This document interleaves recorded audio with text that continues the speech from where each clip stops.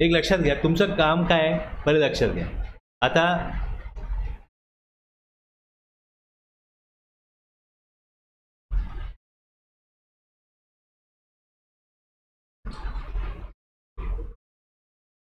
एक मार्केट आहे, बरोबर आहे. मार्केटला काय होतं की टॅक्स पेअर कुठल्या कुठल्या प्रकारचे आहेत. एक म्हणजे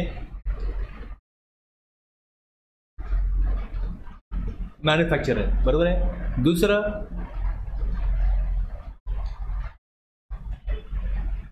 डिस्ट्रीब्युटर्स आहेत. आणि तिसरे जे आहेत हे जे ॲक्च्युली मार्केटमध्ये ज्या शॉपमध्ये लोक काय परचेस करतात ते ट्रेडर्स आहेत. आता मॅन्युफॅक्चरर ज्या वेळेस मॅन्युफॅक्चरिंग करतो, गुड्स ॲक्च्युली बनवतो,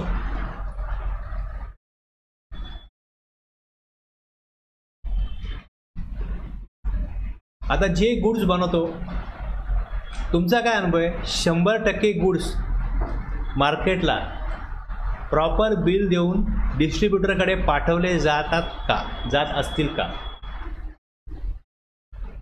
सर माझा प्रश्न कळला तुम्हाला काय की समजा मी एक मॅन्युफॅक्चरर आहे.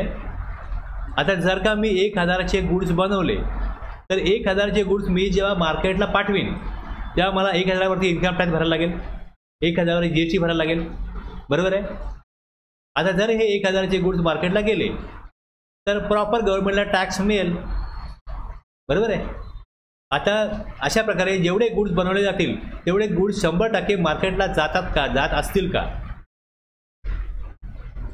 मग ह्याच्यावरती गव्हर्नमेंटला जर काही उपाययोजना करायला असेल तर गव्हर्नमेंटने काय उपाययोजना केली आहे की गुड्स जर मार्केटला पाठवायचे असतील तर सगळ्यात पहिले काय सांगितलं, इकडे आपल्याकडे प्रोव्हिजन पहिले ई-वे बिल नव्हतं की ई-वे बिल बनवा. म्हणजे कुठलाही टेम्पो, कुठलाही ट्रक ज्यावेळेस जे मॅन्युफॅक्चर गुड्स कुठला बनतात व मॅन्युफॅक्चर होतात तिकडून जसं ते गाडीमध्ये लोड होतील ती गाडी निघेल, चेक होईल गाडी, पण गुड्स कोणाचे आहेत, कुठल्या कंपनीचे आहेत, कुठे तुम्ही घेऊन चाललेले आहेत, मग याचे प्रॉपर इनवॉइस दाखवा, कोणाला गुड्स घेऊन चालले आहेत. जर हे प्रॉपर रेकॉर्ड झालं तर काय होईल, जे गुड्स मार्केटला जातील याच्यावरती प्रॉपर टॅक्स जमा होईल की नाही, जमा व्हायला मदत होईल की नाही. पण ह्यात कसं होतं की जे छोटे मोठे व्यापारी आहेत की जे 20,000चा माल मागवतात, 40,000चा माल मागवतात, तर त्या सगळ्यांवरती काय ही प्रोव्हिजन लागू करता येणं शक्य नव्हतं. त्यामुळे ही गव्हर्नमेंट प्रोव्हिजन लागू जी केली ह्यात त्यांनी 50,000 हे लिमिट जरी ठेवलं तरी स्टेट गव्हर्नमेंटने व्यापाऱ्यांच्या मागणीप्रमाणे, छोट्या मोठ्या व्यापाऱ्यांच्या एकंदरीत मागणीनुसार की आम्हाला गैरसोय होते, ई-वे बिल बनवा किंवा काय, हे लिमिट जे आहे 1,00,000 केलं. 1,00,000 केलं म्हणजे 1,00,000. एक प्लॅस्टिक इंडस्ट्री आहे, बरोबर आहे. तिकडनं अशा प्रकारे बालद्या असतील, ब्रश असतील कपडे धुवायचे, आणखी मग वगैरे असतील, हे लोक घेतात ना फार मोठ्या प्रमाणामध्ये. प्लॅस्टिकचा वापर फार मोठ्या खुर्च्या आहेत प्लॅस्टिकच्या. हे जी इंडस्ट्री बनवते तिकडनं इथले छोटे व्यापारी माल जाऊन आणतात. एका वेळेस 40,000चा आणतात, 30,000चा आणतात, टेम्पोचा छोटा तो माल येतो. त्यांना ई-वे नाही बनवायचं कारण की हे छोटे व्यापारी रजिस्टर पण नाही आहेत काय तर, आणि रजिस्टर कोण असतील तर त्यांच्या कंपोजिशन स्कीमवर टॅक्स भरतात. मग ह्या सगळ्यांवरती तुम्ही ई-वे बनवण्याशिवाय माल आणायचा नाही हे त्यांच्यावरती रिस्ट्रिक्ट नाही करता येणार. किंवा जे मॅन्युफॅक्चर आहेत त्यांचे डिस्ट्रीब्युटर आहेत त्यांच्याकडनं असे हे लोक माल आणतात. मग इथे काय झालं प्रॉब्लेम की ही 1,00,000 लिमिट दिलं, ह्यातनं परत याच प्रकारे विदाऊट बिल माल मार्केटला जायची जी काही सोय होती ती म्हणजे ॲक्च्युली त्यांची सोय करायची आहे म्हणून गव्हर्नमेंट त्यांना केलं हे लिमिट वाढवून दिलं 50,000चं 1,00,000पर्यंत ई-वे बिलची गरज नाही, हे केलं. एक हे झालं ई-वे बिल. दुसरं इनवॉइस आहे. आता इनवॉइस हा बनवायला लागतो, इनवॉइस हा बनवायला लागतो ज्यावेळेस टॅक्सेबल सप्लाय होतोय त्या टॅक्स रेकॉर्ड हा इनवॉइसवरती व्हायलाच लागतो. पण जर का मी इनवॉइस बनवला आणि तो इनवॉइस मग मी कॅन्सल केला आणि नवीन बनवला, कोणाला कळणार आहे? एक माझं खोटं बिल बुक आहे, एक खरं बिल बुक आहे, होऊ शकतं ना असं. मग बिल पाठवायचं ज्यावेळेस त्यावेळेस एक बिल बनवून पाठवून द्यायचं, चेकपोर्टला चेक केलं हा माल गेलाय, नंतर ते बिल रद्द करून टाकायचं. 10,00,000चा माल पाठवायचा आणि 1,00,000चा ॲक्च्युअली बिल दाखवायचं, काय कळणार आहे? आता इनवॉइसने काय होतं की जर इनवॉइस दिला तर ते तुम्ही जेव्हा इनवॉइस बनवाल त्यावेळेस तुम्ही इमिजिएटली गव्हर्नमेंटच्या पोर्टलला रिपोर्ट करा की हा माल आम्ही पाठवतोय. 10 लाखाचा पाठवला, 10 लाखाचा ते रेकॉर्ड झाला. त्यात काय करेक्शन अलाउड आहे. समजा चुकून माझे 1 लाख 10 लाख झाले असतील तर मी चेंज करू शकतो. पण असं किती वेळ चुकीन ना, मी किती वेळा करेक्शन होईल. म्हणजे फ्रॉड तर नाही करू शकत का. मिस्टेक झाल्या, मॅन्युअल मिस्टेक, तर त्याचा करेक्शन अलाउड आहे. मग इनवॉइस बनला कॅन्सल करा, त्याच्या अगेन्स्ट क्रेडिट नोट मारा, हे होईल सगळं. पण एक ई-वे बिल आणि दुसरं इनवॉइस, ह्याने काय झालं, मार्केटला प्रॉपर विविध बिल माल जायला पाहिजे. याच्याकरता गव्हर्नमेंटने या 2 उपाययोजना केल्यात, एक ई-वे बिल आणि दुसरं इनवॉइस. याच्यावरती टॅक्स रेकॉर्ड होतो.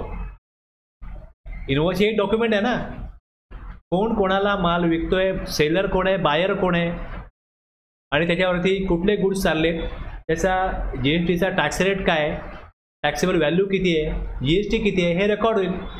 आणि त्याप्रमाणे काय होईल, तो टॅक्स जमा करा त्याला. म्हणजे सप्लायर पॉईंट ऑफ व्ह्यू तुम्ही बघितलं तर सप्लायरला इनवॉइस बनवायला लागेल.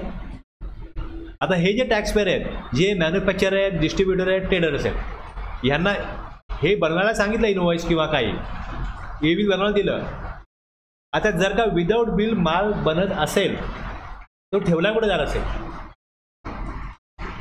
गोडाऊन असेल, वेअर हाऊस असेल, बरोबर आहे. आता एक कंपनीच्या स्वतःच्या गाड्या असतील किंवा ज्या ट्रान्सपोर्ट कंपनी आहेत, जे ट्रान्सपोर्टर आहेत त्यांच्या गाड्या कंपनी वापरत असेल तर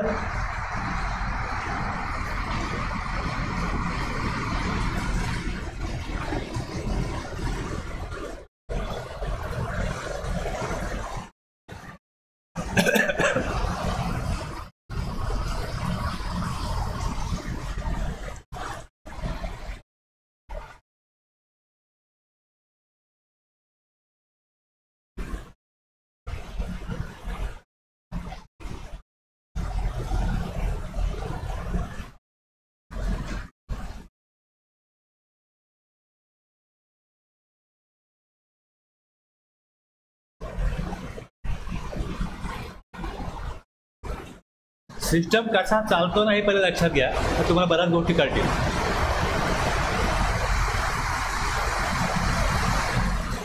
इथे रजिस्ट्रेशन, एनरोलमेंट फॉर ट्रान्सपोर्ट, याला मी क्लिक केले. ॲप्लिकेशन फॉर एनरोलमेंट सेक्शन 35 मध्ये सबसेक्शन 2 मध्ये दिलं आहे, warehouse, godown, cold storage, transport service.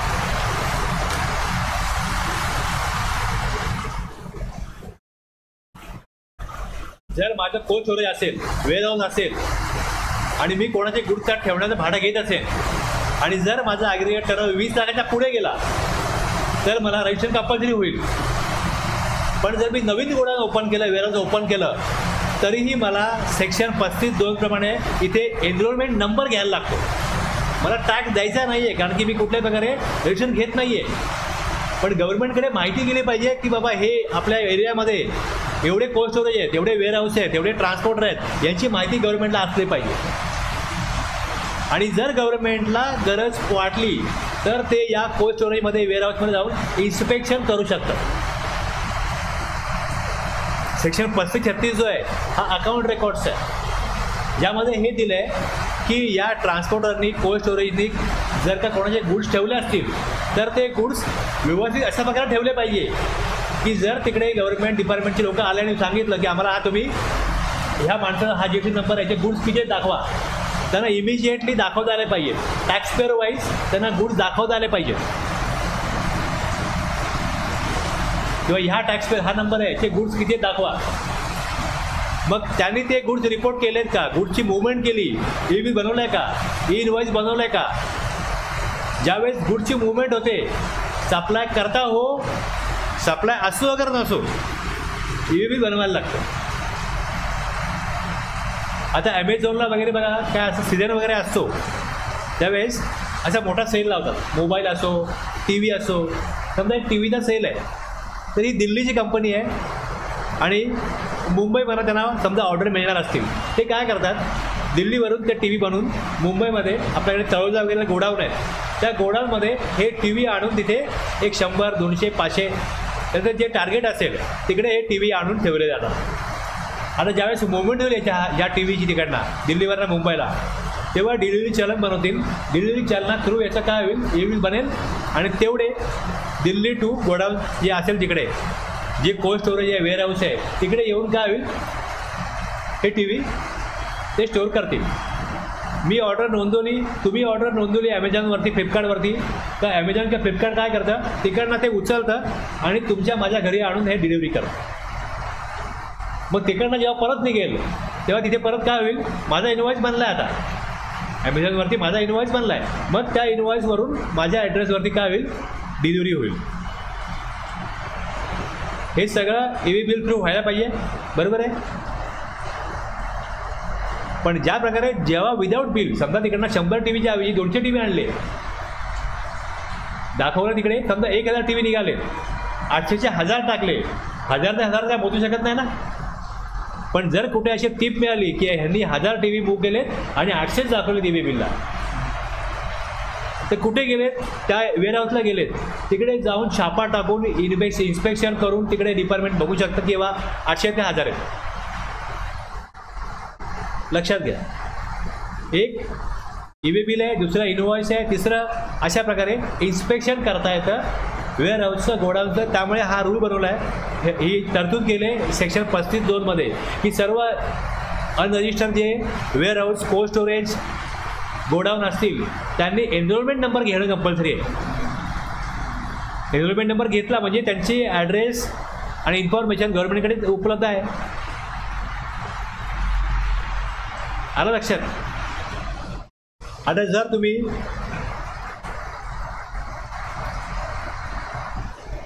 हे सगळं जे काही काम होतं,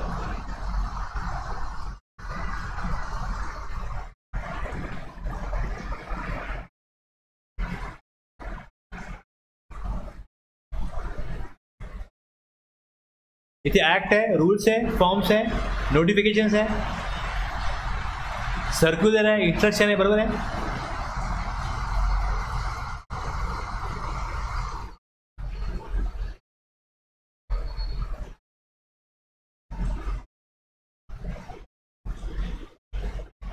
जेव्हा आपण GST लॉ म्हणतो तेव्हा याच्यामध्ये यातला सगळ्यात पहिला भाग आहे तो म्हणजे GST ॲक्ट. पहिला भाग GST ॲक्ट हा पहिला भाग आहे. कशामधला, कुठलाही लॉ जेव्हा असतो, जेव्हा लॉ शब्द वापरला जातो तेव्हा त्या लॉमध्ये मुख्य त्याचं जे काय आहे ते आहे ॲक्ट.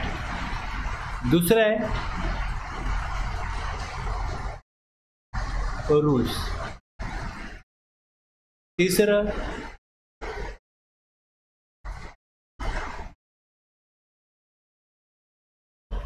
नोटिफिकेशन्स, त्यानंतर मग सर्क्युलर, इन्स्ट्रक्शन्स वगैरे येईल. प्लस आणखी त्यामध्ये सर्क्युलरमध्ये काय असतं तुम्हाला सांगतो बघा. सर्क्युलर्समध्ये काय असतं की समजा एखादी तरतूद दिलेली आहे, त्याचा एक्झॅक्टली अर्थ काय गव्हर्नमेंटला वाटतो तो त्यांनी सर्क्युलर दिलेला असतो की असं असं केलं तर याप्रमाणे असं केलं तर या प्रकारे करायचं आहे. सर्क्युलर कोणाकरता असतं, सर्क्युलर हे नॉर्मली गव्हर्नमेंट आपल्या डिपार्टमेंटच्या अधिकाऱ्यांकरता काढतं बऱ्याच वेळा. आणि बऱ्याच वेळा असं पण असतं की व्यापारी सांगतात की ही प्रोव्हिजन आहे, आम्हाला क्लिअर करून द्या की इथे आम्हाला कशा प्रकारे काय करायचं आहे. मग त्यात पण सर्क्युलर येतं. पण सर्क्युलरला जो काय अर्थ गव्हर्नमेंटने दिला आहे तो जर एखाद्या टॅक्सपेअरला पटत नसेल तर तो त्याला चॅलेंज करू शकतो की हे चुकीचा अर्थ काढला आहे. जसं यात वर्डिंग आहे तरतुदीमध्ये, ॲक्टमध्ये किंवा रूलमध्ये, तसं ॲक्च्युली सर्क्युलरचा अर्थ निघत नाही. मग तो कोर्टामध्ये जाऊ शकतो. आता काही असे कोर्टामध्ये मॅटर जातात, एडिशनल मॅटर जे कोर्टामध्ये जातात, त्यातनं मग कोर्ट जो निर्णय देतो त्यातनं त्या केस लॉजवरनं आपण अर्थ आणखीन क्लिअर होतो. एक ॲक्ट जो आहे, हा जो ॲक्ट आहे हा कशा प्रकारे अस्तित्वामध्ये येतो.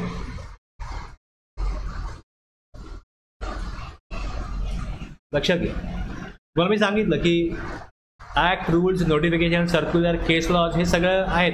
या सगळ्याला मिळून काय म्हटलं जातं, या सगळ्याला मिळून आपण म्हणतो की GST लॉ. कुठलं पण म्हणजे वॅट जरी असलं तरी वॅट जरी पण असलं की वॅटचे ॲक्ट आहे, रूल आहे, नोटिफिकेशन आहे, हे सगळं मिळून वॅट लॉ आहे.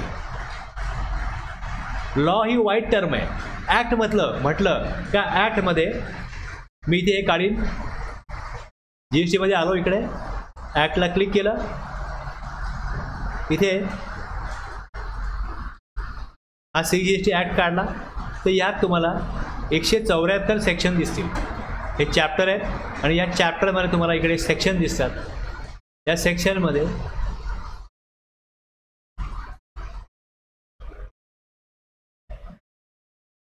एकशे 74 काय सेक्शन आहेत आणि 3 शेड्यूल आहेत. ॲक्ट एवढा आहे.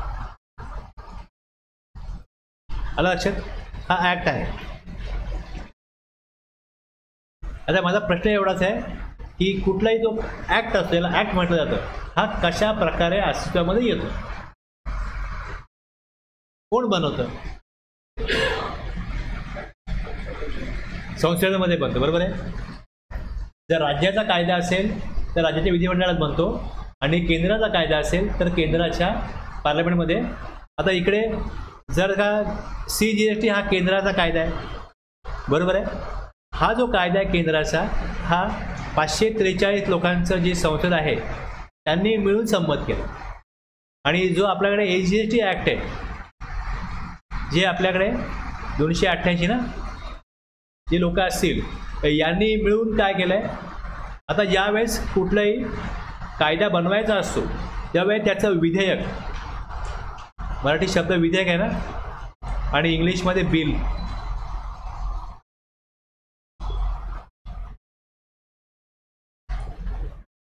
हे मांडलं जातं विधिमंडळामध्ये किंवा संसदेमध्ये. मग ते बिल संबंधित मंत्री जो असतो तो मांडतो. तर हे फायनान्स मिनिस्टरचा भाग आहे. हे कोण मांडणार? फायनान्स मिनिस्टर हे बिल सादर करणार आणि त्याच्यावरती मग संसदेमध्ये विधिमंडळामध्ये चर्चा होणार, मग त्याच्यावरती मतदान होणार आणि मग सर्वसंमतीने तो कायदा मंजुरी करता राष्ट्रपतींकडे पाठवला जातो. मग राष्ट्रपती त्याच्यावरती असेंट करणार आणि मग त्याचा ॲक्च्युअली ॲक्टमध्ये रूपांतर होणार. या प्रक्रियेतनं गेल्यानंतर जे बिल असतं ते संमत होऊन सर्वसंमतीने काय होतं, ॲक्ट होतं. जर गव्हर्नमेंटचं मेजॉरिटी आहे तर ॲक्ट बनला पण जाऊ शकतो, पण जर विरोध केला तर काही अशा गव्हर्नमेंटने केलेले कायदे आहेत त्याला मागे पण घ्यायला लागले की जनतेचा विरोध आहे, लक्षात घ्या. आणि जर तो कायदा बनला, सगळ्यांना मान्य आहे, चालू आहे, तर ह्या कायद्याच्या अंमलबजावणीसाठी नियम बनवायला लागतात. मग नियम बनवण्याचा अधिकार हा कोणाकडे असतो? ज्यांचं गव्हर्नमेंट आहे त्यांच्याकडे असतो. रजिस्ट्रेशन कोणाला घ्यायला लागेल हे ॲक्टमध्ये दिलेलं आहे. रजिस्ट्रेशन कशा प्रकारे घ्यायचं याचे नियम बनवून त्या नियमानुसार रजिस्ट्रेशन घेण्याची प्रक्रिया पार पाडली जाईल, हे या ॲक्टमध्ये लिहिलेलं आहे. समजलं? आता या रूलमध्ये काय होईल, मग ॲप्लिकेशन करा, त्याचा रूल काय असेल?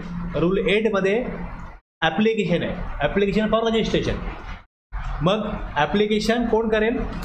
ज्याला रजिस्ट्रेशन घेणं बंधनकारक आहे किंवा ज्याची इच्छा आहे तो रजिस्ट्रेशन घेऊ शकतो, अशी तरतूद ॲक्टमध्ये आहे की ज्याला बंधनकारक आहे किंवा ज्याची इच्छा आहे रजिस्ट्रेशन घेण्याची त्यांनी ॲप्लिकेशन करावं रूल 8 प्रमाणे.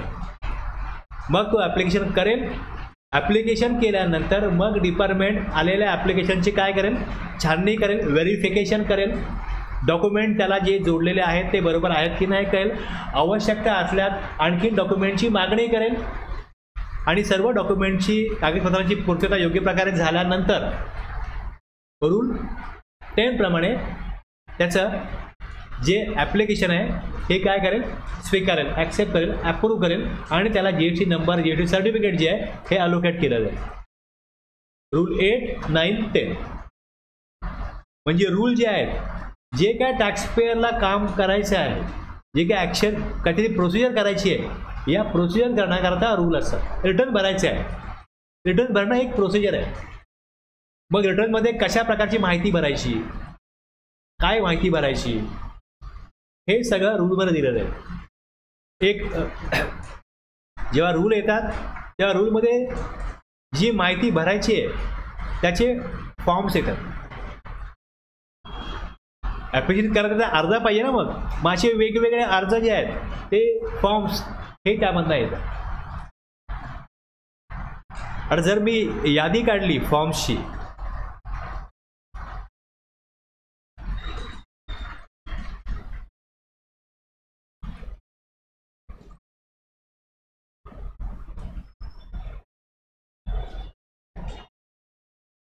किती प्रकारचे फॉर्म्स आहेत ते हे बघा. कंपोजिशन डीलर आहे त्याच्याकरता काय फॉर्म आहे. म्हणजे मला कंपोजिशन स्कीम पाहिजे असेल तर कुठला फॉर्म भरायचा, मला कंपोजिशन स्कीममधनं बाहेर येऊन नॉर्मल टॅक्स भरायचा आहे तर मग त्याचे फॉर्म आहे. रजिस्ट्रेशन घेण्यासाठी व रजिस्ट्रेशन कॅन्सल करण्याकरता, रजिस्ट्रेशन सस्पेंड होण्यासाठी असे रजिस्ट्रेशनचे वेगवेगळे फॉर्म आहेत. असे या प्रकारे तुम्हाला दिसेल की 31 फॉर्म आहेत रजिस्ट्रेशन संदर्भामध्ये. त्याच्या पुढे ITC, हे ITC मध्ये फॉर्म आहेत. आता एनरोलमेंट नंबर आहे त्याचा हा ENR0 फॉर्म आहे. रिटर्न्स आहेत, रिटर्नचे बघा GSR 1A इथपासनं रिटर्नचे वेगवेगळे फॉर्म आहेत. मग हे PCD फॉर्म आहेत, PMT पेमेंटचे फॉर्म आहेत. पुढे रिफंड ॲप्लिकेशन सबमिट करायचं आहे. मग रिफंड ॲप्लिकेशन आहे. मग ॲप्लिकेशन प्रॉपर नाही आहे तर ॲप्लिकेशन प्रॉपर नाही त्याला मग डिफिशियन्सी मेमो द्यायचा आहे, मग त्याचा फॉर्म आहे. असे वेगवेगळे रिफंडचे तरतूद आहेत, यातले वेगवेगळे फॉर्म आहेत. असेसमेंट, हे असेसमेंटचे फॉर्म आहेत. मग पुढे ऑडिट आहे त्याचे, appeal revision, e way bill, inspection, demand recovery.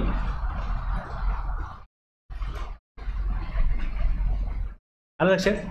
हे असे वेगवेगळे फॉर्म आहेत, त्याची ही यादी आहे. हे फॉर्म कुठनं येतील, ज्यावेळेस मी पहिल्यांदा सेक्शन वाचीन, या सेक्शनमधनं काहीतरी प्रोसिजर करण्याकरता काय रूल आहे. म्हणजे जर मी प्रॉपर टॅक्स भरला नसेल तर गव्हर्नमेंट मला काय पाठवेल की तुम्ही प्रॉपर टॅक्स भरलेलं नाही आहे तर तुम्ही 10,000 रुपये टॅक्स जमा करावा, याकरता मला एक शोकॉज नोटीस पाठवेल. मग त्याचा फॉर्म कुठे आहे, तो मग DRC वाला फॉर्म असेल.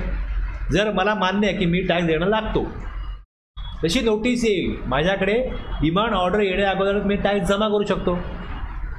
मग DRC 03 व्हॉलंटरी मला टॅक्स जमा करायचा आहे, मला मान्य आहे मला टॅक्स देणं लागतो मी. मग अशा वेगवेगळ्या त्यामध्ये फॉर्म असतील, त्या फॉर्ममधनं त्या प्रोसिजर करण्याकरता मुळामध्ये ॲक्टमध्ये तरतूद असेल, रूलमध्ये ती प्रोसिजर दिली की तुम्ही या फॉर्मतून ही प्रोसिजर करा. आता रूल हे पहिल्यापासून बनलेले नसतात. रूल बनवण्याचा अधिकार जो आहे तो या ॲक्टमध्ये दिलेला असेल. त्याप्रमाणे रूल कोण बनवेल, गव्हर्नमेंट बनवेल. आणि वेळोवेळी गरजेप्रमाणे त्या रूलमध्ये बदल केले जातील. मग ते बदल करण्याकरता नोटिफिकेशन काढल्या जातात. आता जो GST इनव्हॉइसवर रेकॉर्ड होतो त्याचा रेट किती आहे, 3%, 5%, 12%, 18%, 28% हा रेट आहे ना.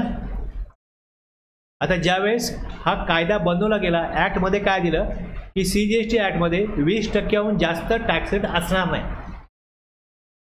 AGSTमध्ये पण 20%हून जास्त टॅक्स असं, म्हणजे 40%हून जास्त टॅक्स कुठल्याही गुड्सवरती किंवा सर्व्हिसवरती लावला जाणार नाही, आकारला जाणार नाही. आपल्याकडे आता 28% मॅक्झिमम टॅक्स आहे.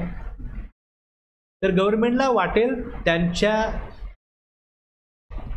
आता ॲक्च्युली कसं आहे, हे गव्हर्नमेंटला वाटेल म्हणजे स्टेट गव्हर्नमेंट किती आहेत, जर 28 राज्य आहेत तर 28 स्टेट गव्हर्नमेंट आहेत. म्हणजे इथे काय केलं त्यांनी की ज्यावेळेस हा कायदा बनवायचा म्हटला, जो राज्य आणि केंद्र दोन्ही मिळून या कायद्यानुसार काय घेतील, टॅक्स घेतील, तेव्हा त्यांनी GST काउन्सिल बनवली. या GST काउन्सिलमध्ये सगळ्या राज्याचे कोण असतात, प्रतिनिधी असतात, आणि ते तिकडे तो विषय GST काउन्सिलमध्ये मांडतात, त्यावर चर्चा करतात. आणि मग त्याच्यावरती निर्णय होतो की कुठल्या गुड्सवरती 28% टॅक्स ठेवावा, कुठल्या गुड्सवरती 18% टॅक्स ठेवावा, आणि मग सर्वसंमतीने ते हा निर्णय घेतात. मॅक्झिमम निर्णय यांनी 100% सहमतीने घेतलेले आहेत. रेअरली कधी वोटिंग केलं असेल. बाकी हे राज्य हे किती पण भांडत असतील तरी पण हे जे निर्णय त्यांनी घेतले ते निर्णय ऑलमोस्ट सर्व संमतीने घेतले, आणि ते मोठ्या असं प्राऊडली सांगतात मीडियासमोर की आम्ही सर्व निर्णय सर्व राज्यांनाचे जे प्रतिनिधी असतात त्यांना कन्व्हिन्स करतो बा हे कशा आपल्यासाठी योग्य आहे, कसं देशाकरता योग्य आहे हे सांगून आम्ही तो निर्णय सगळे पुढे डिस्प्यूट त्यांच्याकडे मध्ये नसतं. इलेक्शनचा मॅटर असो, रिटर्न्सचा मॅटर असो, कुठे टॅक्स वाढवायचा आहे कमी करायचा जे काय असेल हे सगळं त्यांनी सर्व संमतीने केलं. म्हणजे हे सरकार GST काउन्सिलमध्ये जे राज्यामधले प्रश्न आहेत ते राज्याचे व्यापारी GST म्हणजे गव्हर्नमेंटकडे मांडतात. मग गव्हर्नमेंटचा प्रतिनिधी GST काउन्सिलवर तो डिसिजन नेतो किंवा ती मागणी नेतो की या व्यापाऱ्यांच्या अडचणी आहेत, यानुसार मग पुढे जाऊन GST काउन्सिलमध्ये निर्णय होतो. काही गुड्स पहिले टॅक्सेबल होते ते एक्झाम केले, काही एक्झाम टॅक्सेबल झाले, जे काही अशा प्रकारचे निर्णय झाले हे सर्व इंडस्ट्रीकडनं गव्हर्नमेंटकडे काय जातं, काहीतरी रिकमेंडेशन जातं किंवा इथे आम्हाला त्रास आहे तुम्ही हे प्रॉपर करा. मग त्यानंतर GST काउन्सिलमध्ये तो विषय चर्चेला येतो आणि त्यातून निर्णय होतो. लक्षात घ्या कसं काम चालतं. आता ॲक्ट हा कोण बनवणार? पार्लमेंट. याच्यामध्ये अमेंडमेंट करायची असेल, बदल करायचा असेल तर पार्लमेंटमध्येच ते द्यायला लागतं.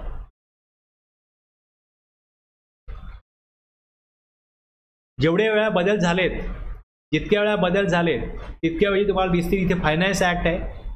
जेव्हा बजेट येतं त्या बजेटमध्ये इथे it is A finance act amendment. या फायनान्स ॲक्टला क्लिक केलं, इथे बघा हे जे फायनान्स ॲक्ट आहेत आणि इथे अमेंडमेंटला क्लिक केलं.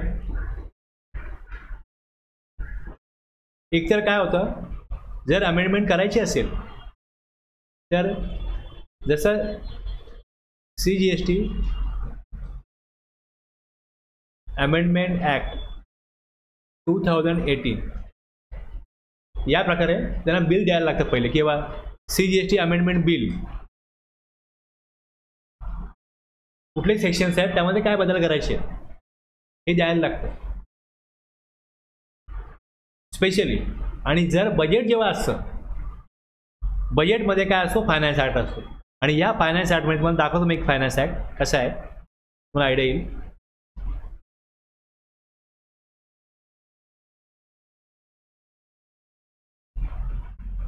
आता बजेट झालं, 2024ला बजेट 2 वेळा झालं. ज्यावेळेस 5वं वर्ष असतं, जेव्हा कार्यकाल संपतो लोकसभेचा, फेब्रुवारीमध्ये पहिल्यांदा बजेट आलं, ते टेम्पररी होतं. सरकार नवीन परत निवडून आलं का ते परत बजेट मांडतात. आता यांनी या 2024ला बजेट 2 वेळा मांडलं. 2 फायनान्स ॲक्ट आहेत या वर्षीचे 2024चे. ह्यात काय केलं जातं तर बघा इकडे या प्रकारे हे कधी आलं, हे 16 ऑगस्टला ह्याला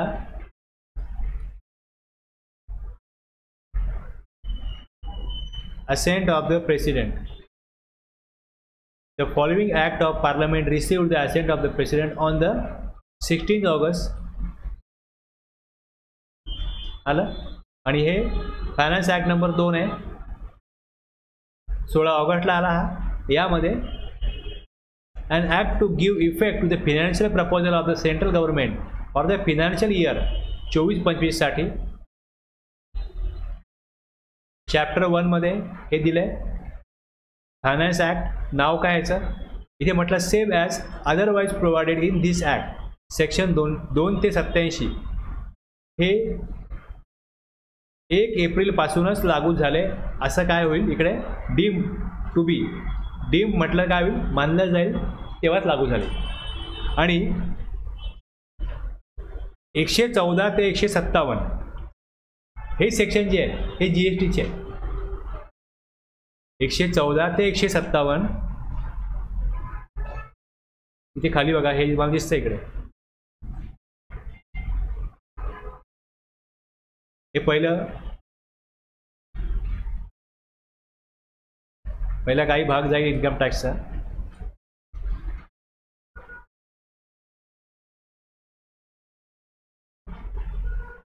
हा इन्कम टॅक्सचा भाग आहे.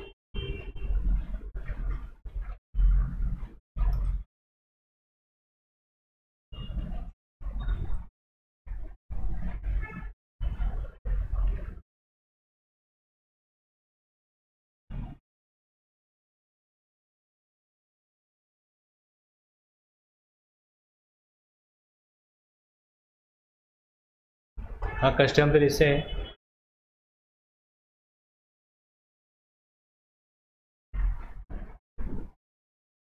आणि मग पुढे इथे आलं GST 114. आता इथे जे 114 पासून दिलेलं आहे हे काय केलं, सेक्शन 9 मध्ये अमेंडमेंट केली त्यांनी. सेक्शन 9 मध्ये अमेंडमेंट, सेक्शन 10 मध्ये अमेंडमेंट, हे नवीन सेक्शन आणतायत 74A. तर जिकडे सेक्शन 73 74 म्हटलं आहे यापुढे 74A पण लिहा. एवढी अमेंडमेंट आहे. पण हे आता या प्रकारे लागू कधी होईल, राष्ट्रपतींनी असेंट कधी केली 16 ऑगस्ट, पण लागू त्यापासून होणार नाही. याचे वेगळं नोटिफिकेशन काढतील की बाबा हा सेक्शन जो आहे फायनान्स ॲक्ट मधला हा या डेटपासून लागू झाला, तेव्हा लागू होईल. लक्षात घ्या मी काय म्हणतो. आता हा बनवला, तरतूद केलेली आहे, लागू कधी करायचा त्यांनी याचा अधिकार राखून ठेवलाय. इथे काय म्हटलंय, 114 ते 157 shall come into force on such date as the central government may by notification. ते सांगतील तेव्हा लागू होईल. जिकडे हे बाकीचे सेक्शन जे आहेत हे 1 एप्रिलपासून, आणि हे जे दिलेत 114 ते 157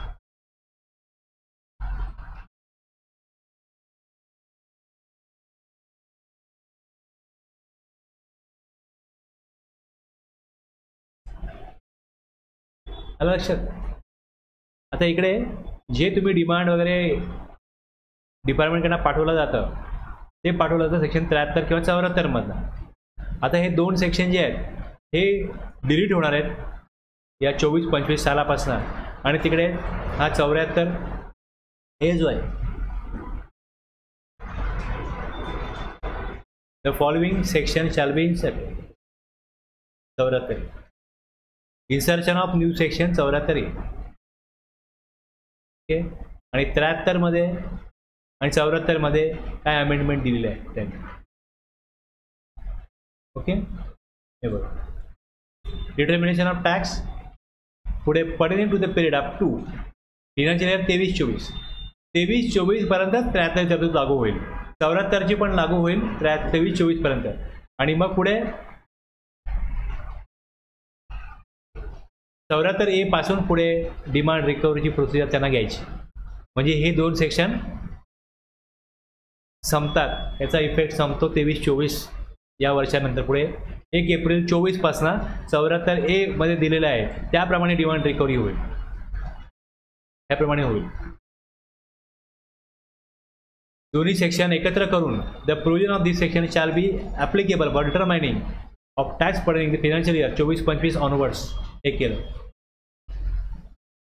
पण हे नोटिफाय केल्याशिवाय हे लागू होणार नाही. हे बनवलं त्यांनी, त्यांना वाटेल बाबा नोटिफाय करू, हे लागू आता, तर लागू. तर घाई नाही, आज नोटिफाय करायची घाई नाही. आता 1 वर्ष चालूच आहे ना 24-25, याच्यावरती नोटिसा काढायच्या असतील त्याला वेळ आहे अजून GST 9 भरला जाईल, याचा 1 वर्ष संपायचं आहे, पुढे करू. पण 23-24 संदर्भामध्ये त्यांनी जे काय आता सिस्टीम आहे तीच चालणार आहे. ती 23-24 संपला एकदा का मग 73 आणि 74 इनॅक्टिव्ह होतील. 23-24 साठी जी कारवाई करायची आहे ती सेक्शन 73-74 प्रमाणेच करायची. त्यानंतर त्याचं अस्तित्व संपून जाईल.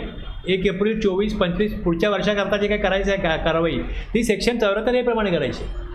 कुठल्याही अमेंडमेंट अशा तुम्ही रात्री झोपलायत सकाळी अमेंडमेंट झाल्या अशा होत नसतात. फार स्लो चालतं काम, फार सावकाश चालतं,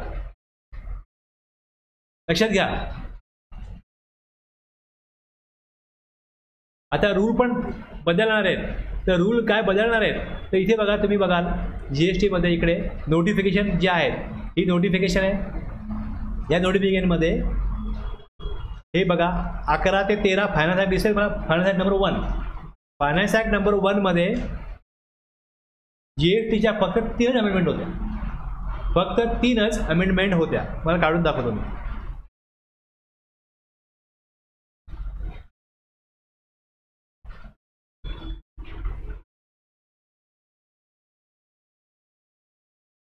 फायनान्स बिल 2024 आहे.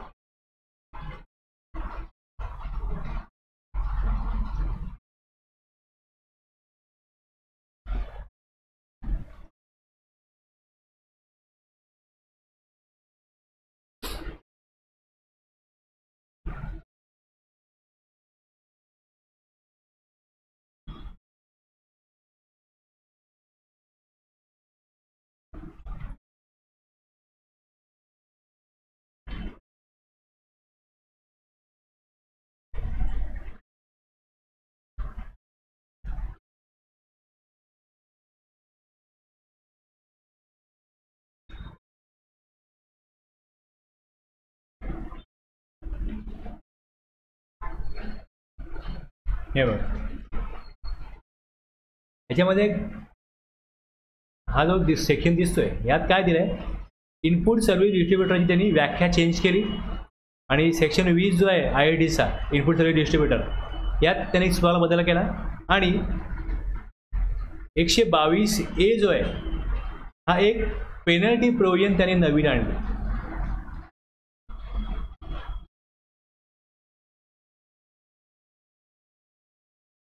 हे कधी केलं, पहिल्या बजेटमध्ये ज्यावेळेस फेब्रुवारीमध्ये बजेट जेव्हा येतं त्यात जो फायनान्स ॲक्ट आला त्यात हे 3 त्यांनी अमेंडमेंटच्या प्रोव्हिजन टाकल्या. आता सेक्शन 122 मध्ये काय होतं, वेगवेगळ्या पेनल्टीज आहेत. म्हणजे जसं इनवॉइस मी प्रॉपर नाही बनवला, वेळेत नाही बनवला, तर टॅक्स पेअरनी इनवॉइस वेळेत नाही बनवला तर गव्हर्नमेंट काय करेल, त्याला पेनल्टी लावेल. म्हणजे जर मी गाडी चालवतो, हेल्मेट घातलं पाहिजे, लायसन काढलं पाहिजे, इन्शुरन्स काढला पाहिजे, PUC काढली पाहिजे, नाही काढलं तर पेनल्टी लागेल ना. सिग्नल तोडला पेनल्टी लागेल ना. म्हणजे एखादं ऑब्लिगेशन जर एखाद्या कायद्याप्रमाणे येतं एखाद्या व्यक्तीवरती किंवा संस्थेवरती आणि जर त्याने तो कायदा नाही पाळला तर त्याच्यावरती कुठली पेनल्टीज फाईन नसेल किंवा कुठेला शिक्षा नसेल तर मग कोण कायदा पाळणारच नाही ना, शिस्त पाळणारच नाही ना कोण. तसं इकडे 122 मध्ये असे काय जे ऑब्लिगेशन टॅक्सपेअरवरती आहेत ते जर त्यांनी फॉलो नाही केले तर त्याच्यावरती पेनल्टीज लावण्याची प्रोव्हिजन 122 मध्ये आहे. 122A कशा करता आणला तर गव्हर्नमेंटने असं केलं की जे पान मसालावाले जे बिझनेस आहेत ना त्यांच्याकरता एक स्पेशल प्रोसिजर दिलेली आहे. त्यांच्याकडे पॅकिंग मशीन असतात. कोणाकडे, जे पान मसाल्याचे मॅन्युफॅक्चरर्स आहेत गुटखा वगैरेचे, ते जे मॅन्युफॅक्चरिंग करतात पॅकिंग मशीन्स आहेत. तर पॅकिंग मशीन्स तुमच्याकडे किती आहेत त्याची माहिती गव्हर्नमेंटला द्यायची वेळोवेळी. त्या मशीन्स विकल्या वाढवल्या त्याची माहिती द्यायची. जर ती नाही दिली तर मग त्याला पेनल्टी 122A मध्ये लागेल.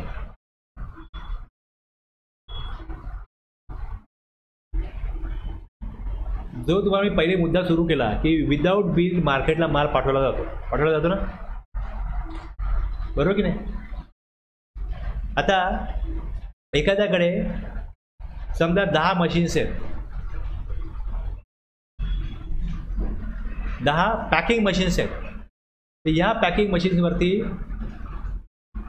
महिन्याभरामध्ये किती पॅकिंग होऊ शकेल, समजा 1 लाख पॅकेट्स पॅकिंग होईल आणि तो मार्केटला माल दाखवतोय की मी 40,000च पॅकेट मार्केटला विकली. ओके, त्याच्याकडे 10 मशीन होत्या 2023मध्ये. 2025मध्ये जर त्याच्याकडे 15 मशीन झाल्या तर त्याने किती पॅकेट विकली पाहिजे? तर गव्हर्नमेंटला असं लक्षात आलं आहे की ह्यांच्या पॅकिंग मशीन दरवर्षी वाढतात पण ह्यांचा टर्नओव्हर तुलनेने वाढत नाही आहे. म्हणजे विदाऊट बिल मार्केटला माल जातो आणि जे मशीन जेव्हा घेतात तेव्हा कळतं की ह्या मशीनला मिनटाला किती पॅक होतील, जे काय पॅकेट आहे ते किती पॅक होईल. म्हणजे हे तेवढा माल बनवून असल्याची या मशीन घेत नसतील ना. मग त्यांना सांगितलं की आम्हाला डाऊट आहे, तुम्ही विदाऊट बिल, म्हणजे ह्याच्यामध्ये गव्हर्नमेंटचे लोक सामील असल्याशिवाय काय होणार नाही. विदाऊट बिल जेव्हा मार्केटला माल जातो, EV बिल आहे काही असेल, EV बिलला काय होतं, पण गाडी बघा संपूर्ण माल तर चेक होत नाही ना. म्हणजे EV बिल बनलंय त्याला गाडी जाऊ दे, 1 लाखाचा माल दाखवलाय, 10 लाखाचा माल चाललाय, चालतं ते नाही. म्हणजे हे संगनमताने होणार असल्याशिवाय होणारच नाही ना गव्हर्नमेंटच्या अधिकाऱ्यांचा. त्यामुळे सरकारने काय केलं की त्या मशीन्सचं आम्हाला काय करा, तुम्ही तिकडे एक कंप्लायन्स करा की तुमच्याकडे किती मशीन्स आहेत ते डिक्लेअर करा आणि या मशीनच्या संख्येमध्ये बदल झाला, वाढल्या कमी केल्या, डिक्लेरेशन द्यायचं. आलं लक्षात? आणि जर ते नाही दिलं तर मग त्याला पेनल्टी नव्हती, म्हणून मग त्याला 122A मध्ये पेनल्टी आणली. अमेंडमेंट काय होतात लक्षात घ्या की हे गुटखा पान मसालावाले जो सेल दाखवतात तो गव्हर्नमेंटला योग्य वाटत नाही. त्यांची खात्री आहे की हे ज्या प्रकारे वेगवेगळ्या चॅनल्सला वगैरे, यूट्यूब चॅनलला जाहिराती वगैरे करतात, गुटख्याची करू शकत नाही, मग ते सुपारीची करतात, सुगंधी सुपारीची करतात, कुठलं पण करतात, पण नाव लोकांसमोर आणतात ना. यांच्याकडे एवढा पैसा येतो कुठला, म्हणजे यांच्याकडे जेवढा टर्नओव्हर दाखवतात त्याहून जास्त टर्नओव्हर कॅशमध्ये होत असेल, त्यांच्याकडे तो पैसा असेल तोच ते वापरत असतील आणि आपल्याला टॅक्स काय मिळत नाही गव्हर्नमेंटला. म्हणून त्यांना एक स्पेशल प्रोसिजर दिली की तुम्ही काय करा. मग ती प्रोसिजर नोटिफाय केली आहे. ती जी प्रोसिजर आहे तुम्ही नोटिफिकेशन बघा. यात ते आता कसं आहे, तुम्ही जसं शिकत जाल किंवा काम कसं चालतं सगळं इथेच आहे, सगळं याच्यामध्येच आहे. लक्षात ना. जेव्हा मी हे वाचतो असं तेव्हा मला कळतं की अरे हे नवीन नोटिफिकेशन आलं आहे. मग ते कुठलं सेक्शन आहे ज्या सेक्शन थ्रू अशी प्रोसिजर गव्हर्नमेंट देऊ शकतं की ह्या मशीनच्या संदर्भात तुम्ही काय करायला पाहिजे, अशा प्रकारे हे द्यायला पाहिजे माहिती त्या मशीनची. हे बघा, इट इज 5 जानेवारी 2024 6 to notify special procedure to be followed by a registered person engage in manufacturing of a certain goods. याला क्लिक केलं.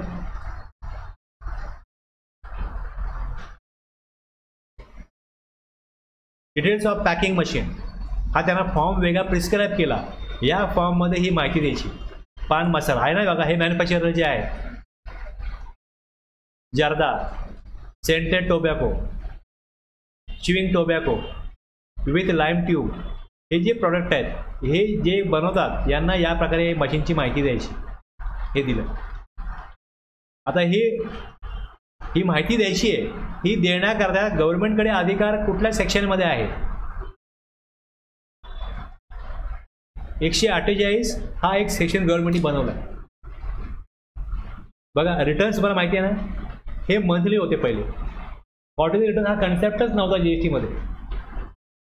वॅटमध्ये रिटर्न 6 महिन्यांनी भरा, 3 महिन्यांनी भरा, असे कन्सेप्ट होते. पण GST त्यांनी काय आणलं, रिटर्न मंथली पाहिजे. तुम्ही काय सेल केला मंथली दाखवा, काय परचेस केला मंथली टाका. क्वार्टरली त्यांना कन्सेप्ट ठेवायचा होता गव्हर्नमेंटला. वेळच्या वेळी टॅक्स घेण्यासाठी गव्हर्नमेंटनी GSTच्या लॉमध्ये, GSTच्या तरतुदीमध्ये असं केलं, रिटर्न मंथली असतील. पण मंथली रिटर्न काय चाललं नाही आपल्याकडे, क्वार्टरली आणायला लागलं. मग त्यांनी पहिले सेक्शन 148ची पॉवर वापरून रिटर्न क्वार्टरली आणली. आणि नंतर आत्ता आपण जे 3B आणि 1 जे मंथली बघतोय QRMP स्कीम, या करा त्यांनी ॲक्टमध्ये बदल केला. आणि बदल केल्यानंतर मग आता कायद्यानुसार, ॲक्टनुसार रिटर्न क्वार्टरली झाले. मग जेव्हा कुठे इमिजिएटली काही अशा प्रोसिजर वेगळी बनवायला लागते, काय क्लास ऑफ पर्सन करता, त्याकरता सेक्शन 148 मध्ये गव्हर्नमेंट काय करतं, एक प्रोसिजर देऊन टाकतं. ही प्रोसिजर घ्या इमिजिएटली, आता इमर्जन्सी आहे, हे करा. आणि जर गरज पडली तर मग कायद्यामध्ये बदल करून मग त्याप्रमाणे ती तरतूद केली जाऊ शकते. पहिले GSR 1च आणि 3B हे 3B नव्हता पहिले, GSR 1, 2, 3 असे होते, ते मंथली होते. तसं इकडे मशीनबद्दल माहिती द्या हे काय नाही आहे असा प्रकार सेक्शन. मग त्याने 148ची पॉवर वापरून हे मशीनसाठी तुम्ही काय करा, ही माहिती द्या. माहिती द्या, कसली माहिती द्या, आम्ही देणार नाही, जा काय करायचं करा. गव्हर्नमेंट काय करू शकत नाही, काही करू शकत नव्हतं. म्हणून मग हा 122A अमेंडमेंट करून हा 122A आणला. ओके, यातना काय होईल, पेनल्टी लावता येईल.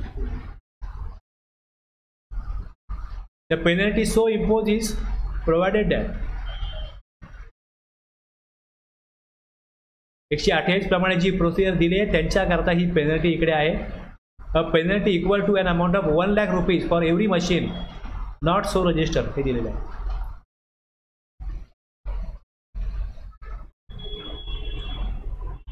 आणि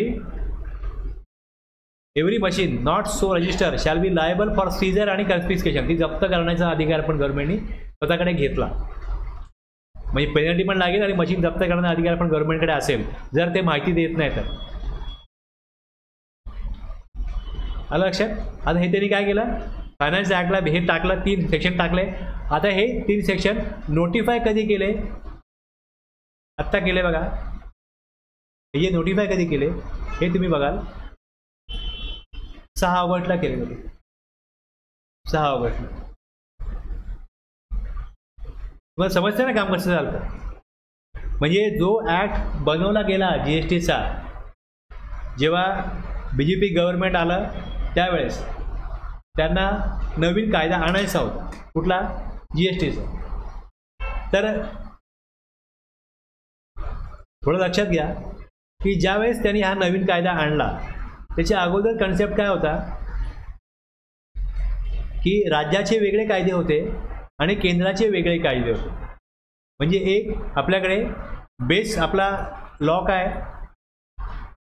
सगळ्यात पहिले आपल्याकडे काय बनवून दिलं, घटना बनवली गेलं. घटनेमध्ये 12 शेड्यूल आहेत, एक प्रस्तावना आहे आणि 25 पार्टमध्ये 448 आर्टिकल आहेत. याच्यामध्ये देश कसा चालेल हे वेगवेगळ्या प्रकारे लिहिलेलं आहे. त्याच्यामध्ये आर्टिकल 265 काय सांगतो की no tax shall be levied or collected except by the authority of law. म्हणजे कुठल्याही प्रकारचा टॅक्स घेतला जाऊ शकत नाही त्याचा कायदा बनवल्याशिवाय. मग त्याचा कायदा जो बनवायचा आहे याच्यामध्ये असं आहे की राज्याने कुठले कायदे बनवायचे आणि केंद्राने कुठल्या विषयावरती कायदे बनवायचे हे दिलं आहे. याप्रमाणे सेंट्रल एक्साईज ड्युटी म्हणजे जर मॅन्युफॅक्चरिंग होत असेल तर त्याची सेंट्रल एक्साईज ड्युटी म्हणजे सेंट्रल गव्हर्नमेंटला मिळते. पण हेच जर दारू बनवली जाते, दारूचं मॅन्युफॅक्चरिंग, याचं एक्साईज ड्युटी राज्य सरकारला मिळते. हे लिस्टवर दिलेलं आहे. मॅन्युफॅक्चरिंग होईल, टॅक्स कोणाला मिळेल, सेंट्रल गव्हर्नमेंट एक्सेप्ट अल्कोहोलिक लिकर फॉर ह्युमन कन्झम्पशन. आणि जेव्हा सेल ऑफ गुड्स होईल, सेल ऑफ गुड्सचा टॅक्स कोणाला मिळेल, प्रत्येक राज्याला स्टेट गव्हर्नमेंटला त्याचा सेल टॅक्स वॅट पुढे आला तर वॅट तो त्यांचा घेणार. सर्व्हिस टॅक्स सेंट्रल गव्हर्नमेंटचा आहे. आता GSTमध्ये काय होतं की GSTमध्ये सप्लाय हा इव्हेंट आहे.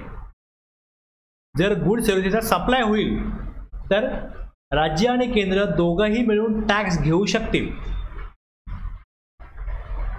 लक्षात घ्या. पण घटनाबाह्य होत होतं हे, घटनेमध्ये ही तरतूदच नाही आहे.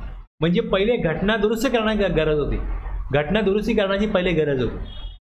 आता ही जी घटना दुरुस्ती आहे आपल्याकडे जे आर्टिकल 245 मध्ये दिलेलं आहे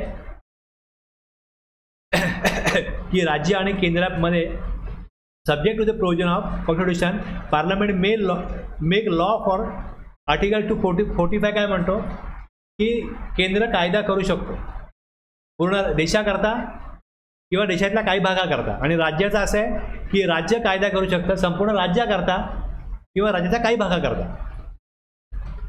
246 मध्ये हे दिलं आहे की राज्य कशाविषयी कायदा करेल आणि केंद्र कुठल्या विषयावर कायदा करेल. आता याप्रमाणे एंट्री नंबर 82 ते 91 आहे. यामध्ये इन्कम टॅक्सची एंट्री नंबर 82 आहे. इन्कम टॅक्स ॲग्रिकल्चरल इन्कम जे आहे याच्यावरती राज्य सरकार टॅक्स लावू शकतं. कशावरती? शेतीचं जे उत्पन्न आहे याच्यावरती केंद्र सरकार टॅक्स घेणार नाही. याच्यावर राज्य जर त्यांना अधिकार आहे ते कायदा करू शकतात. कोणी करणार नाही, कोणाची हिंमत नाही, पण अधिकार त्यांना आहे घटनेनुसार. आणि 83 जी आहे कस्टमची एंट्री आहे. अशा प्रकारे वेगवेगळ्या एंट्री दिल्या की स्टेट गव्हर्नमेंटनी कुठल्या विषयावर टॅक्स घ्यायचा आणि राज्य सरकारने आणि केंद्र सरकारने कशा प्रकारे टॅक्स घ्यायचा. आता यामध्ये जी घटनेमध्ये दुरुस्ती करण्याची गरज होती अशी दुरुस्ती 100 वेळा 100 दुरुस्त्या यापूर्वी झालेल्या आहेत. GSTचा कायदा ज्यावेळेस त्यांना दुरुस्ती करायची होती याच्या अगोदर 100 दुरुस्त्या सक्सेसफुली झाल्या होत्या. लक्षात घ्या मी काय म्हणतोय. सक्सेसफुली झाल्या होत्या आणि 121 वेळा प्रस्ताव दिला गेला की दुरुस्ती करायची. कळलं?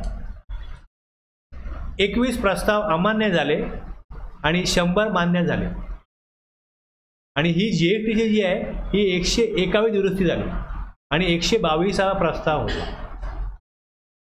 घटना दुरुस्ती 122वी. कशासाठी? की सप्लायवरती राज्य आणि केंद्र दोघंही टॅक्स घेतील. Supply of good services. कळते मी काय म्हणतो? आणि जर ही 122वी जी अमेंडमेंट आहे ही जर मान्य झाली तर ही 121वी दुरुस्ती झाली.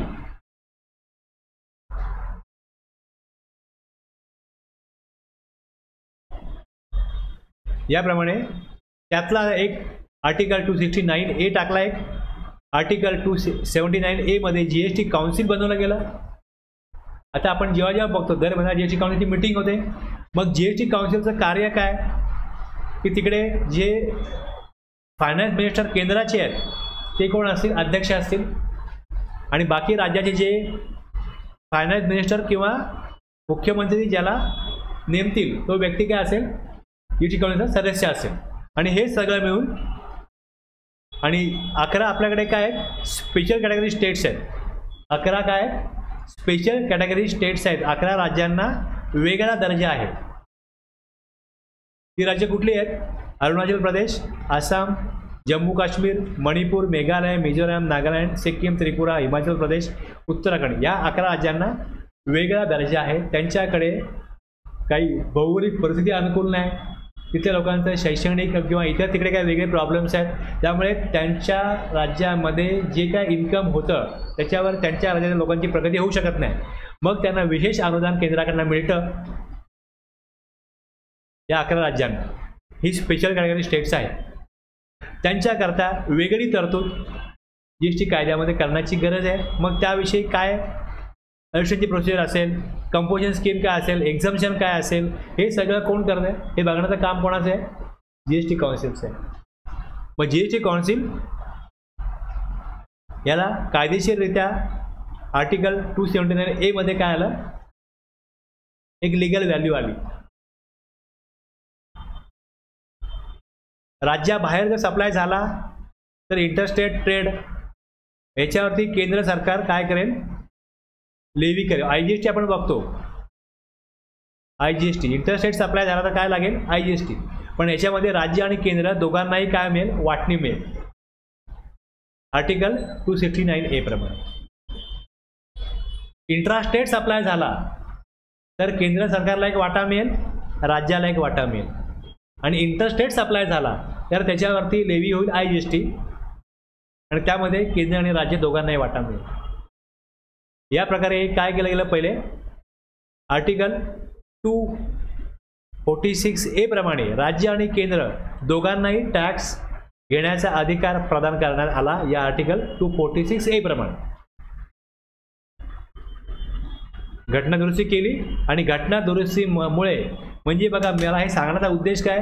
जे काय आपण GST मध्ये काम होताना बघतोय हे कुठलंही कोणाच्याही मनमर्जीने होत नसतं. कायद्यामध्ये कुठला सेक्शन अलाव करतो, कुठला सेक्शन किंवा रूल डिसअलाव करतो त्यानुसारच कारवाई होते. म्हणजे जर मी एखादी मागणी मला ॲप्लिकेशन मी करतो की मला रजिस्ट्रेशनचं ॲप्लिकेशन करायचं आहे, मला तुम्ही रजिस्ट्रेशन द्या, तर जर ते रिजेक्ट करायचे तर रिजेक्ट का केलं जातं? डॉक्युमेंट प्रॉपर नाही आहेत. मग मला रिजेक्शनला ते कारण आलं पाहिजे की हे रिजेक्ट तुमचं का करतो. एखादी मला पेनल्टी लावली तर ती पेनल्टी कुठल्या सेक्शनप्रमाणे मी काय डिफॉल्ट केला म्हणून लावली हे त्यामध्ये यायला पाहिजे.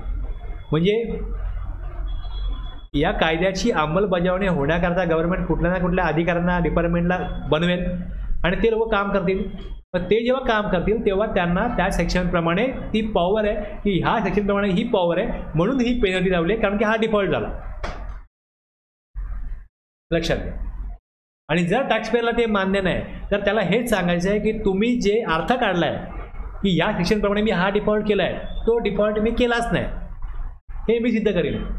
जर माझ्यावरती कुठल्या डिफॉल्टसाठी नोटीस आली तर मी हे सिद्ध करीन की तुम्ही जे तुमच्याकडे जी माहिती आहे ती माहिती चुकीची आहे, मी हे केलेलं नाही आहे, हा डिफॉल्ट मला मान्य नाही, माझ्या बाजूने मी हे पुरावे देतो. आलं लक्षात? मला काय वाटतं आणि तुम्हाला काय वाटतं याला महत्त्व नाही. इकडे कागदोपत्री काय मी केलंय आणि कायदा काय सांगतो यानुसारच कम्युनिकेशन होतं. आता एक विषय ITCचा. तुम्ही बघा की इनपुट टॅक्स क्रेडिट कोणाला मिळेल. एक सेक्शन आहे इनपुट टॅक्स क्रेडिट कोणाला मिळेल, एक विषय कोणाला मिळेल. म्हणजे तुम्ही जेव्हा कायदा वाचता तेव्हा तुम्हाला उत्तर काय मिळतं की ITC काय एक बेनिफिट आहे टॅक्स पेअरचा. जो रजिस्टर्ड पर्सन असेल त्याला इनपुट टॅक्स क्रेडिट मिळेल. म्हणजे जर मला टॅक्स 100 रुपये भरायचा आहे पण मी ते गुड्स किंवा सर्व्हिसेस हा सप्लाय जो मी करतोय हा करण्याकरता मी काय इनवर्ट सप्लाय घेतला गुड सर्व्हिसेसचा, त्याच्यावरती जर का मी 80 रुपये टॅक्स दिला आहे तर मला याचा इनपुट म्हणजे हा टॅक्स भरताना हे 80 रुपये ॲडजस्ट करता येतील. म्हणजे काय इनपुट टॅक्स मला क्रेडिट मिळेल. पण हे कधी मिळेल तरतूद आहे आणि कधी मिळणार नाही. सेक्शन 17(5) मध्ये इनपुट टॅक्स क्रेडिट घेता येणार नाही हे दिलंय. इनपुट टॅक्स क्रेडिट कोणाला मिळेल, रजिस्टर्ड पर्सनला मिळेल. कधी मिळेल, in the course or furtherance of business. त्यांनी जर गुड सर्व्हिसेस घेतले तर त्याला इनपुट टॅक्स क्रेडिट मिळेल. दुसरं 17(5) मध्ये जर ते क्रेडिट रिस्ट्रिक्ट केलं नसेल तरच त्याला घेता येईल. ओके. आता जर मला नोटीस पाठवली की मी समजा 50 रुपयाचं क्रेडिट घेतलंय, हे चुकीचं क्रेडिट घेतलेलं आहे तर तुम्ही हा टॅक्स भरा आणि इंटरेस्ट भरा, हे जर मला सांगितलं तर मी चुकीचं कसं घेतलं हे क्रेडिट. डिपार्टमेंटला हे सांगायला लागेल की मी 50 रुपये क्रेडिट चुकीचं कसं काय घेतलं आणि तुम्ही कुठलं क्रेडिट मला डिनाय करताय. मी काय असं परचेस केलंय, इनवर्ट सप्लाय घेतलाय की जे क्रेडिट तुम्हाला वाटतं की ते चुकीचं आहे. मग तुम्ही सांगाल की वा तुमच्याकडे मोटर कार तुम्ही घेतलेली आहे, या मोटर कारचं ITC हा घेता येत नाही. मी म्हटलं ॲक्सेप्ट आहे, मी नाही घेतला ITC याचा, पण तुम्ही ती मोटर कार रिपेअर केली, त्या रिपेअरचं बिल तुम्ही आलं होतं त्याचा तुम्ही ITC घेतला. मोटर कार जर घेतली तर ITC घेता येत नाही, प्लस त्याचं सर्व्हिसिंग रिपेअर इन्शुरन्स याचा पण ITC घेता येत नाही. पण तुम्ही मोटर कारचा ITC नाही घेतला, पण जेव्हा ती रिपेअर केली ना, छोटं बिल होतं, तुम्ही घेतलं त्याचा ITC, तो रिस्ट्रिक्टेड आहे. मला मान्य करायला लागेल. बरोबर आहे तुमचं ऑब्झर्वेशन. आलं लक्षात? म्हणजे 17(5) मी बिझनेस करता घेतली कार, बिझनेस करता वापरतोय, पण 17(5) म्हणतो कारचा ITC आम्ही रिस्ट्रिक्ट केला आहे. लॉ मेकर गव्हर्नमेंट सांगतात की रिस्ट्रिक्ट केला, हा ITC घेता येणार नाही, तर नाही घेता येणार. मग त्याचं सर्व्हिसिंग रिपेअर मेंटेनन्स असेल त्याच्यामुळे ITC घेता येणार नाही.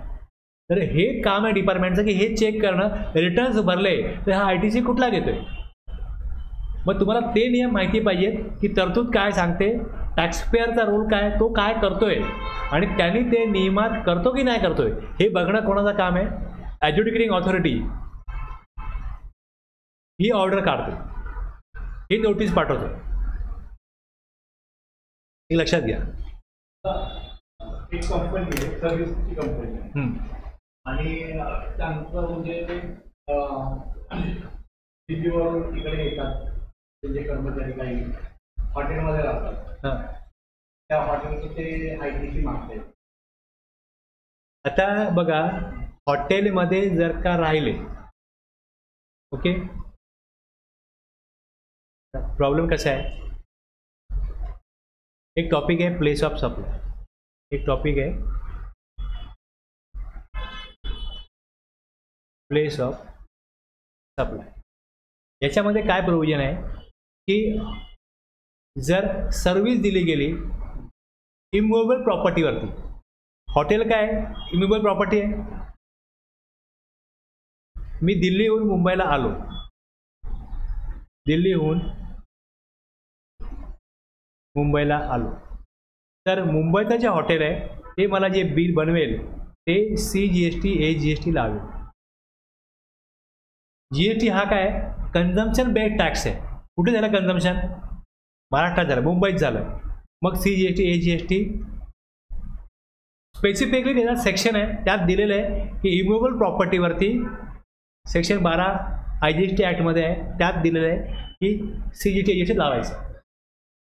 तो व्यक्ती बोलले, तो सांगतो की IGST लावून द्या, मी दिल्लीचा आहे, मी नाही लावू शकत, माझं हॉटेल आहे, मी नाही लावू शकत, मला कायदा परमिट नाही करत. आणि जर मी IGST लावत नसेल तर त्याला CGST महाराष्ट्र AGSTचं क्रेडिट दिल्लीमध्ये घेता येतं. मी पुढे विचारला काय म्हणतो. कंपनी इकडची आहे, हा जे मुंबईची कंपनी आहे, हां, आणि ते एक्सपर्ट बोलवतात, म्हणजे त्याचे कोण इंजिनियर वगैरे असतील आणि ते कुठे जातात तिकडे ते राहतात, हॉटेलमध्ये राहतात.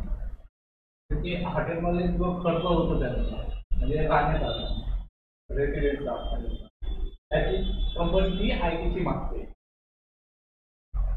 ITC क्लेम करते, तर ते करता येतं त्यांना.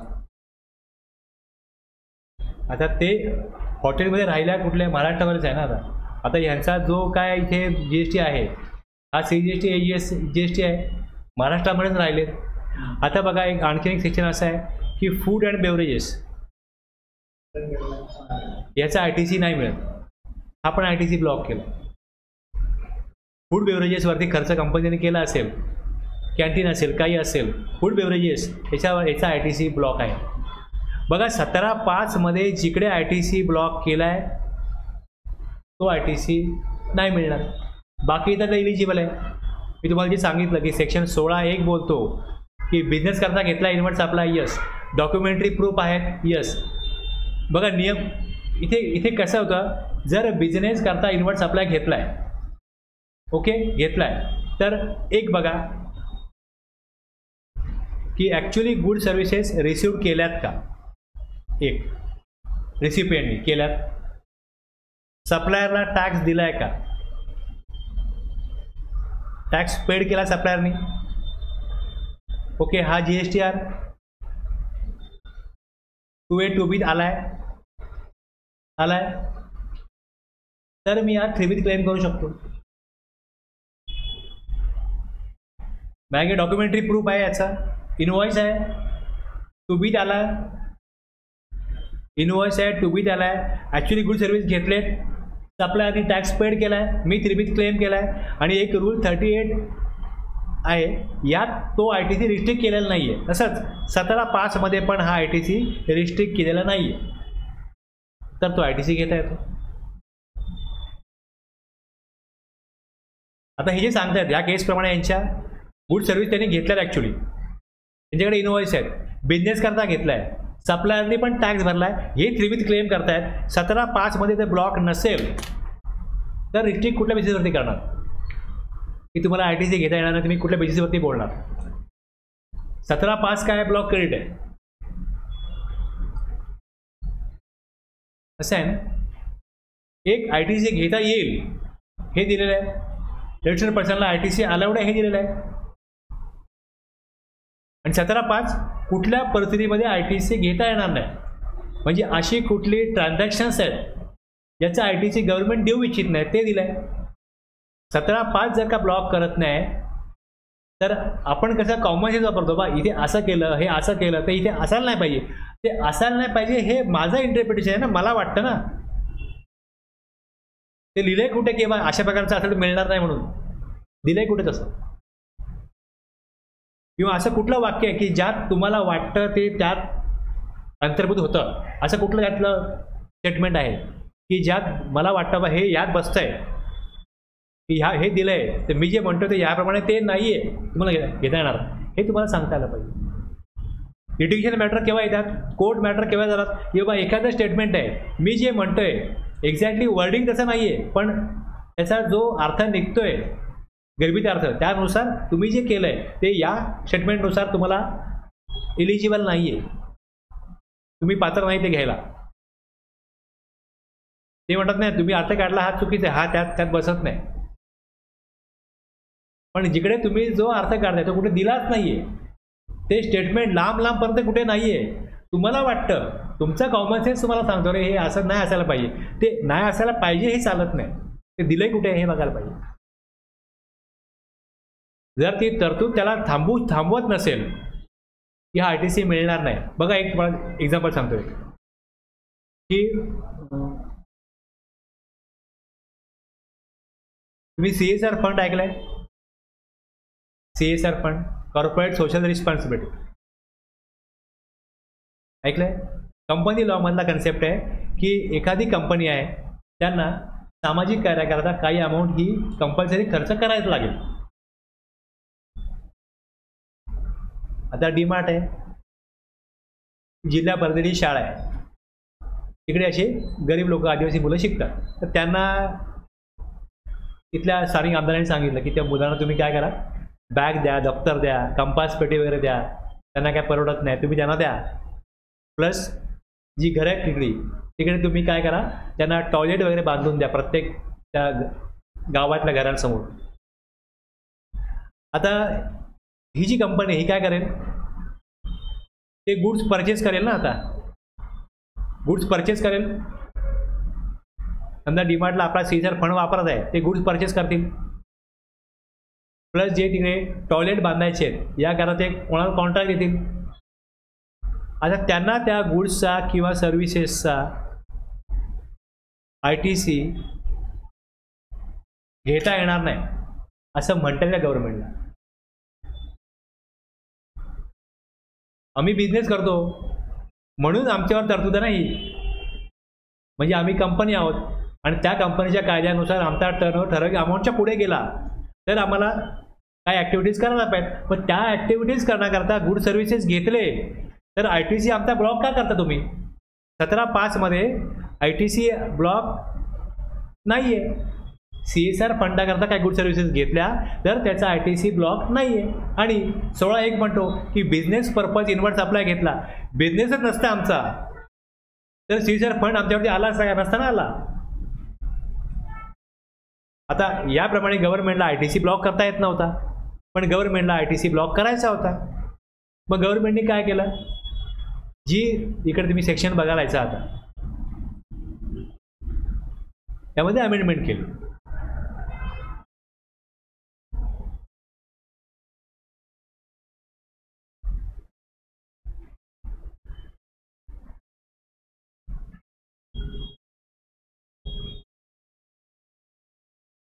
तुम्हाला दिसतंय इकडे FA गुड्स और सर्व्हिसेस और both received by taxable person which are use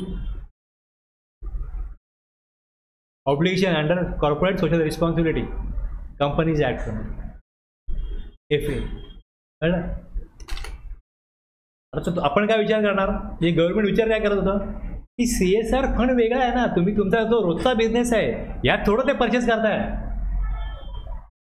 तिथे असा विचार होत नाही. हा मला वाटतं असं. ते काय म्हणतात आम्ही बिझनेस करतो ना, म्हणजे मला सरळ आपला विचार काय की तुम्ही प्रॉडक्ट P विकताय ना, मग प्रॉडक्ट P विकायला ABC घेता तर ITC घ्या ABCचा. सर्व्हिस तुम्ही घेतली MN ह्याचा ITC घ्या. पण CSR फंडाकरता तुम्ही समजा इकडे N किंवा T घेतलाय याचा ITC कसा मागता. पण याचा ITC ब्लॉक कुठे गेला आहे, मी बिझनेस करता घेतो म्हणून मला ITC मी अलाउ व्हायला पाहिजे. तुमचा हा थॉट बरोबर असेल पण की बाबा तुम्ही P विकताय ना, P विकायला तुम्ही जे घेताय त्याला तुम्ही ITC घ्या. CSR फंड वेगळी ॲक्टिव्हिटी आहे म्हणून ती तरतूद करायला लागली इकडे आणि ती करून मग ह्यात सांगायला लागलं की याचा ITC मिळणार नाही. आता हे केलं, आता ते काय बोलू शकत नाही. पण जर हा मॅटर कोर्टात गेला तर कोर्ट काय म्हणत, ब्लॉक कुठे आहे, ITC ब्लॉक तुम्ही केलेला नाही ना. आणि त्यांचं म्हणणं बरोबर आहे, ते बिझनेस करतायत म्हणून CSR फंड आहे. उद्या यांनी बिझनेस बंद केला त्यांना CSR फंड द्यायला तुम्ही सांगणार का नाही ना. असे तिकडे काय येतात, त्यांच्या बाजूने त्यांची बाजू मांडली जाते की आमचा दावा असा आहे. आता ज्यावेळेस तुम्हाला असं वाटतं की अरे हा असा ITC यांनी घ्यायला नाही पाहिजे किंवा हा रिफंड मागायला नाही पाहिजे, तर तुमचा व्ह्यू आहे तो कायद्यामध्ये तिथे लिहिला गेला आहे का की बा हा अशा प्रकारचा रिफंड नाही मिळणार, अशा प्रकारचा ITC नाही मिळणार. कळलं.